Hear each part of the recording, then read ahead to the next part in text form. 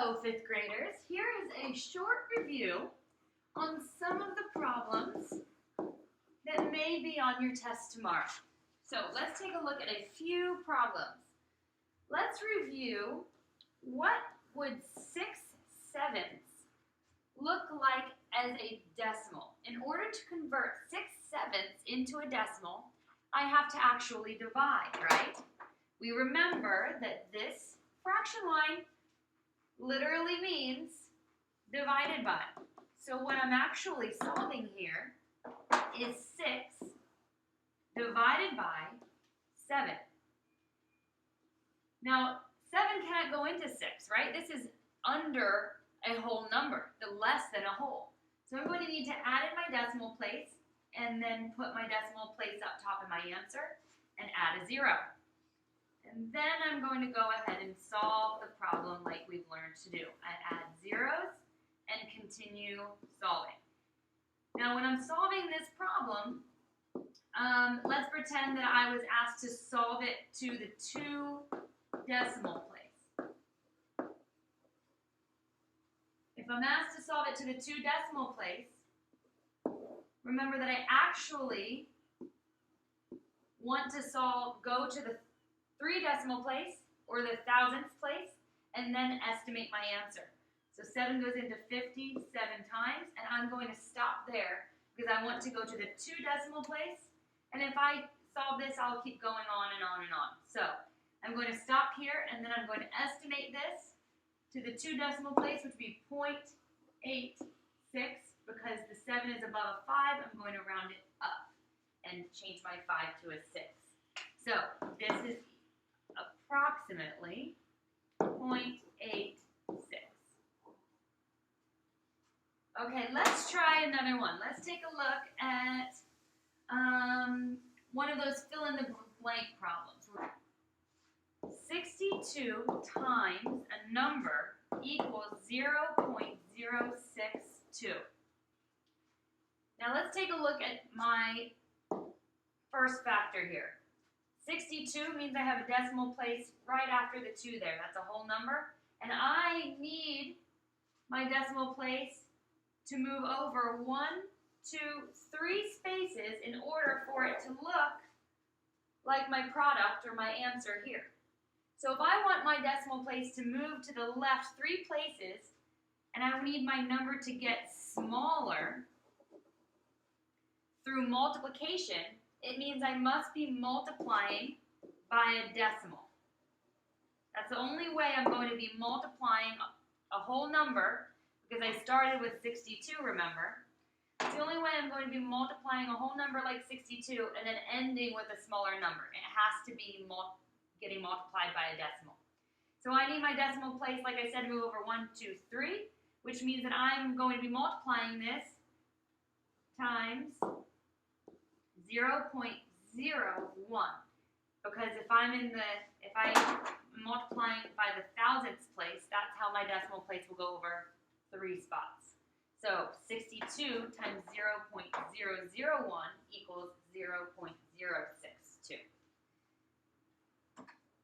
Let's try one more of those. 3.72 times a number equals 372. Now I'm going to look at my first product here. My decimal place, you can see, is positioned between the 3 and the 7. And I want it to become a whole number. My decimal place in my product is a whole number, so it's at the end. I need my decimal place to move to the right 2 places. So it needs to increase 100 times the size that it currently is. I'm multiplying, I'm not dividing. So it means I must be multiplying by a whole number. See, I'm starting with a decimal, I'm multiplying it by an unknown number, and I'm getting a larger number. And that number is actually 100 times larger. So that would be 100. One other thing I wanted to review that I believe some of us were a little bit rusty on today, and that is taking a decimal or taking a fraction and showing it as a decimal, or taking a decimal and showing it as a fraction. So we have 7.225. If I wanted to show this as a fraction, remember I know that I have 7 whole. That's not going to change. I have 7 whole, and now I need to show the decimal part of the number as a fraction. 225 over 1,000. However, this is not simplified. I have to simplify my answer. So it's going to be, I have to simplify the fraction. Both of these can be divided by 25. 225 divided by 25 is going to be 9. And 1,000 divided by 25 is going to be 40. And then I want to remember my whole number there. So my final answer becomes 7 and 9/40.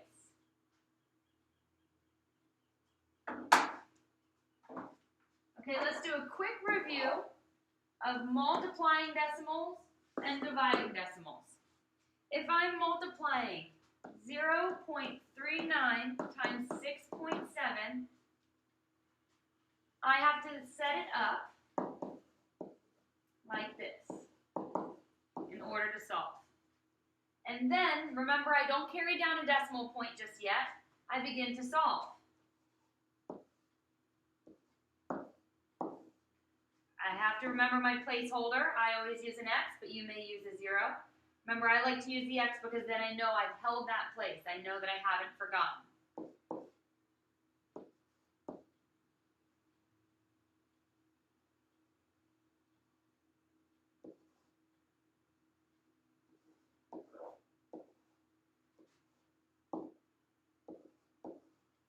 And now, my answer is not going to be 2,613. I have to remember to put in my decimal place.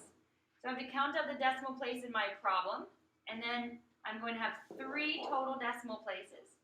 Now I'll put in my decimal place. It's going to be 2.613. Now let's review a division problem. If I had, let's see, 3.42 divided by 3.8. I have to rewrite this problem. Now remember, this number here is my divisor. This number here is my dividend. I have to make my divisor whole. So when I rewrite this problem, it's going to be, look, well, I want to first write it this way. And then I want to make sure that my divisor is a whole number. So I'm going to move that decimal place over, which means I have to do the same for my dividend. And that's going to determine where my decimal place is in my answer. And now I'm going to solve. And you have to kind of estimate to guess. I know that 38 times 10 is 380, so I'm going to try 9.